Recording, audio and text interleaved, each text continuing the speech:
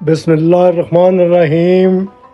میرے عظیم، قدیم، مظلوم اور محکوم وطن ریاست جموں و کشمیر کے باسیوں، بزرگوں، نوجوانوں، بھائیوں، بہنوں، میرے شاگردوں اور جاننے پہچاننے والے مہربانوں، السلام علیکم۔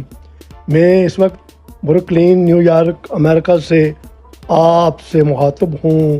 ہم لوگ کل مورخہ 20 ستمبر بروز ہفتہ بوقت 2 تا 5 بجے بعد دوپہر اقوام متحدہ کے ہیڈ کوارٹر واقع نیو یارک کے باہر عظیم حریت پسند قائد محمد یاسین ملک اور دیگر کشمیری اسیران کی بھارتی جیلوں میں قید و بند کے خلاف اور ریاست جموں کشمیر کی جغرافیائی وحدت اور سیاسی حاکمیت اور حق ملکیت کے حق میں ایک پرامن مظاہرہ، پروٹیسٹ، احتجاج کرنے جا رہے ہیں۔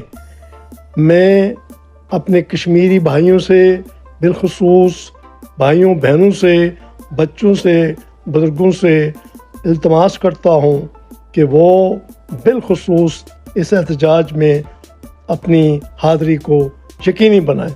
اس کے علاوہ جو پاکستان کے بہن بھائی ہیں، جو دیگر ممالک کے بہن بھائی ہیں، جو بنیادی حقوق، آزادی، حریت اور انسانی حقوق کے حامی ہیں، یقین کرتے ہیں، ان سے بھی اپیل ہے کہ اگر وہ ہماری ریاست کی غیر مشروط آزادی کے حامی ہیں اور ہمیں آزاد دیکھنا چاہتے ہیں تو میں ان سے بھی اپیل کرتا ہوں کہ وہ کل اس پرامن احتجاج میں تشریف لا کر ہماری تحریک کی حوصلہ افزائی فرمائیں اور انسانی حقوق کے ساتھ اپنی وابستگی، اپنی محبت کا مظاہرہ فرمائیں۔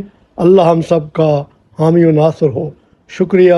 پروفیسر محمد رفیق بھٹی، نیو یارک، امریکہ۔